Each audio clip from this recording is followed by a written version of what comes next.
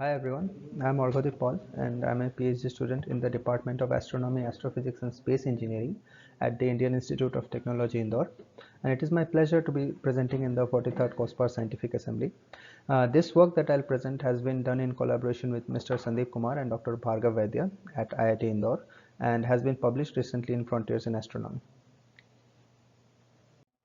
So the prediction of space weather is an important test towards our understanding of the Sun-Earth connection, and a robust framework for accurate predictions of the background solar wind properties is a fundamental step towards the development of any space weather prediction toolbox. This is a pilot study to explore and compare the existing coronal and heliospheric models. Further, the motivation for this is to incorporate these models into a full-fledged MHD code like Pluto with an aim to develop a space weather modeling framework focusing on the upcoming Aditya L1 mission. So this is the flowchart describing our overall workflow. We start with synoptic magnetograms from GONG, which is the primary input to all our models. Using the magnetograms, we do a PFSS extrapolation of the magnetic fields up to 2.5 solar radius. We have used the open source Python code PFSS Pi for this. We further couple the output that is obtained from the PFSS model with our code for the Schatten current sheet model. Models 1 and 2 extrapolate the magnetic fields using only PFSS, whereas Model 3 and all the variations of Model 4 contain a combination of PFSS and SCS extrapolation. The SCS code extrapolates the magnetic fields further up to about 5 solar radii, which is then followed by the WS and the WSA empirical models and finally extrapolated to 1 AU using the heliospheric upwind extrapolation or HUX. We also employ the velocity mapping after SCS in two different ways. First, using just the sub-Earth points and then considering an ensemble of latitudes centered around our expected sub-Earth latitude to account for uncertainties. I will touch upon this a little more in a later slide. And for the case of model C, the output of the PFSS plus SCS plus WSA model is handed over to the Pluto code. So our entire computational domain has actually been divided into two parts. First is the inner coronal zone, which starts from the solar photosphere and extends up to a distance of 5 solar radii. The inner coronal zone is further subdivided into two parts with a boundary at the source surface at 2.5 solar radius. I will go into a little more detail regarding this in an upcoming slide.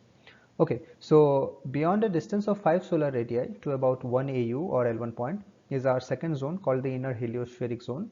The main difference being that the magnetic fields are only extrapolated in the inner coronal zones, that is at max up to about 5 solar radius, and then the velocities are mapped at that distance taking into account some properties of those magnetic fields.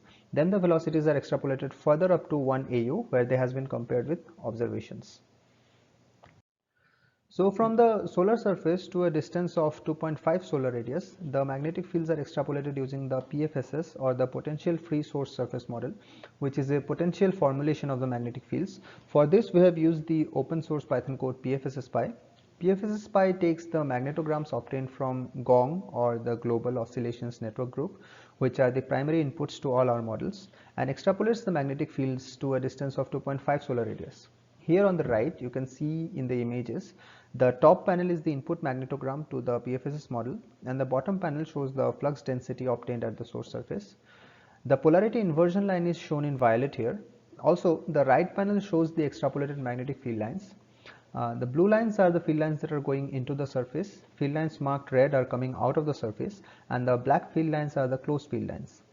The field lines have been shown in this figure up to a distance of 2.5 solar radii. And this particular result is for CR2053. We have performed a similar analysis to two other Carrington rotations too.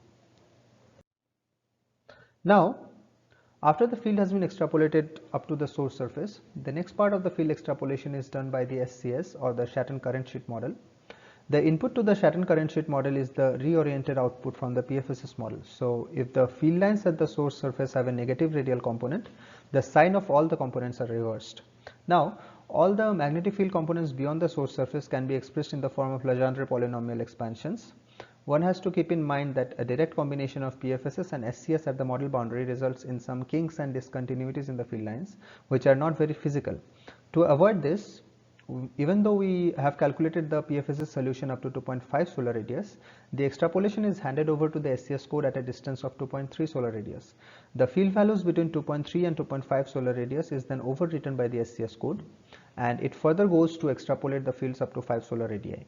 Here on the right is a pictorial representation of how handing over the field extrapolation to the SCS model at a distance earlier than 2.5 solar radii bypasses the issue of distinct magnetic field lines and leads to a much smoother transition at the boundary. Now after all that is done, we have mapped the velocities using two different methods. First is the WS or the Wang-Shiley model. This takes into account something called the expansion factor. The expansion factor is basically a measure of the amount of change in the cross section of a flux tube between the photosphere and the source surface compared to a purely radial expansion.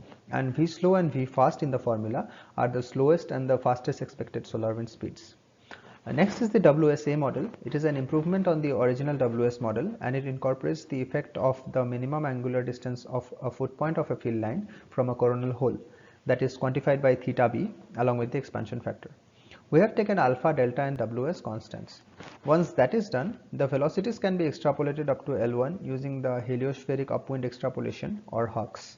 This extrapolates the solar wind in an R5 grid using the formula given below. In this formula, we have used delta r as 1 solar radius and delta theta as 1 degree. Omega is the angular velocity of the sun. Here on the right, the top panel shows a variation of the parameter theta b with respect to the Carrington longitude.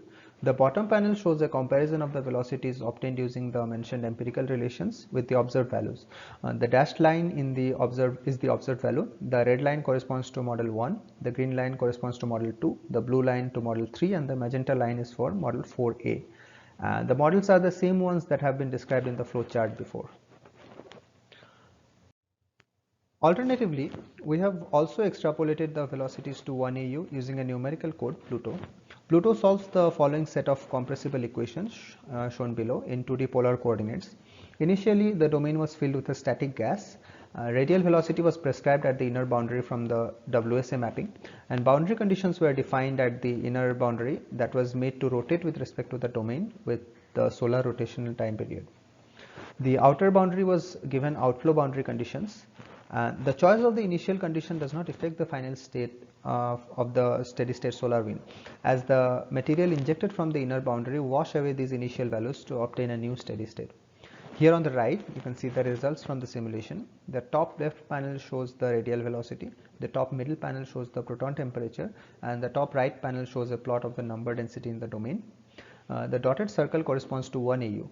We can see in the bottom left panel that the blue solid line that corresponds to model 4C has good agreement with the observations. It is also the only model which was somewhat able to reproduce the last peak in the velocity profile. We have also matched the proton temperature obtained from the simulation with the observed values. Now, the parameters used to calculate the wind velocity is calculated considering the subearth field lines on the boundary where the velocity is mapped, which would be either 2.5 solar radii or 5 solar radii. But this determination of the subearth field lines is not always accurate, and there might remain some uncertainties in determining those subearth lines. And to incorporate that uncertainty in our predictions, we have done something called the ensemble forecasting. Here we consider an ensemble of subearth points situated around our expected subearth latitude. For our study, we have considered a set of latitudes up to plus minus 15 degrees from the expected subearth latitude. The change in the subearth latitude changes the field lines under consideration, which in turn affects the parameters associated with the field lines. One should note that the goal of the ensemble forecasting in this case is to provide a measure of the uncertainty in the obtained model. The plots are for the 3 CRs considered in our study.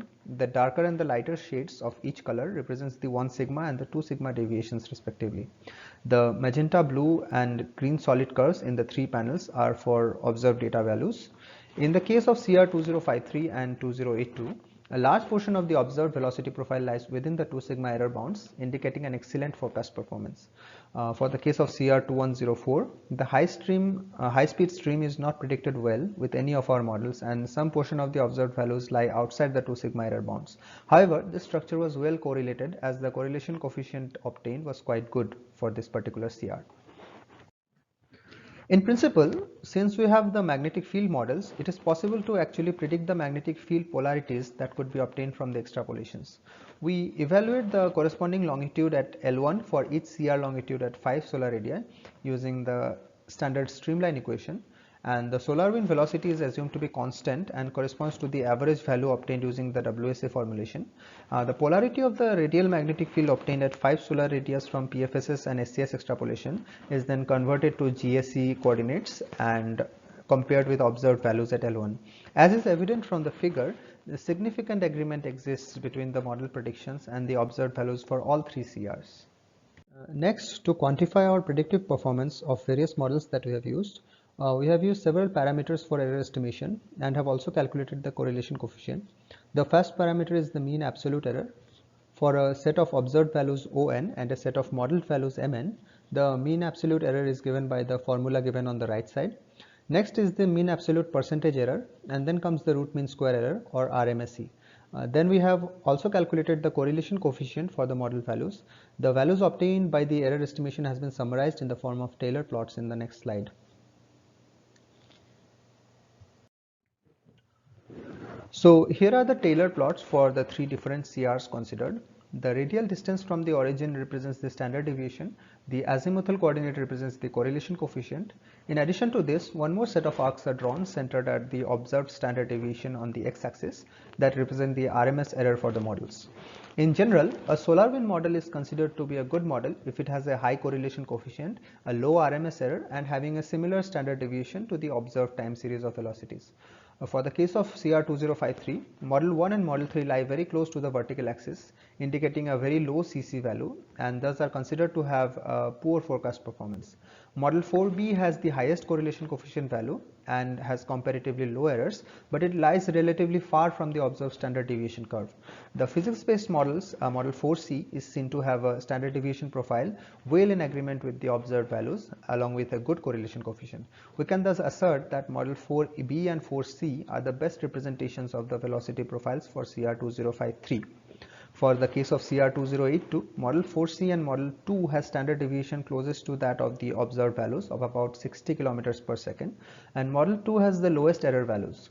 The CC of Model 3 is one of the highest in the models considered, followed closely by Model 2. Model 3, however, has larger values of all errors considered, showing that even though it's correlated well with the observed values, this model is prone to errors which would result in inaccurate output solar wind velocity profiles.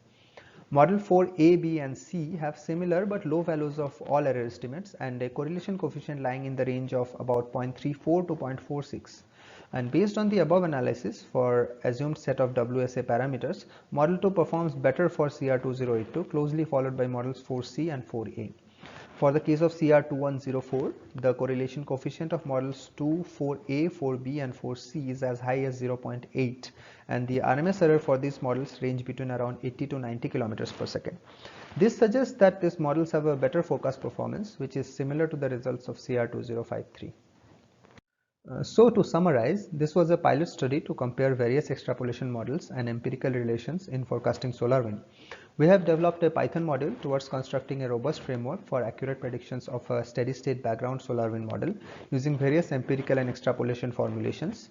And this framework is also integrated with the physics-based modeling using Pluto code. In general, the models with a combination of PFSS and SCS for magnetic field extrapolation paired with the WSA model for velocity mapping, that is models 4A, B and C, had the best performance in all the cases. We have also performed ensemble forecasting that helps provide a rather clear quantification of the uncertainty associated with the predictions. We can assert that the variation helped us accurately capture the uncertainty in the predictions, as a bulk of the observed velocity curve was entirely within the 2 sigma bounds of the model output for CR2053 as well as CR2082. The radial magnetic field polarity obtained at 5 solar radius has also been extrapolated to L1, assuming a Parker spiral field profile for model 4A. A good agreement between the observed and the predicted field polarity is seen in all three cases. We have also done the statistical error estimation associated with the models.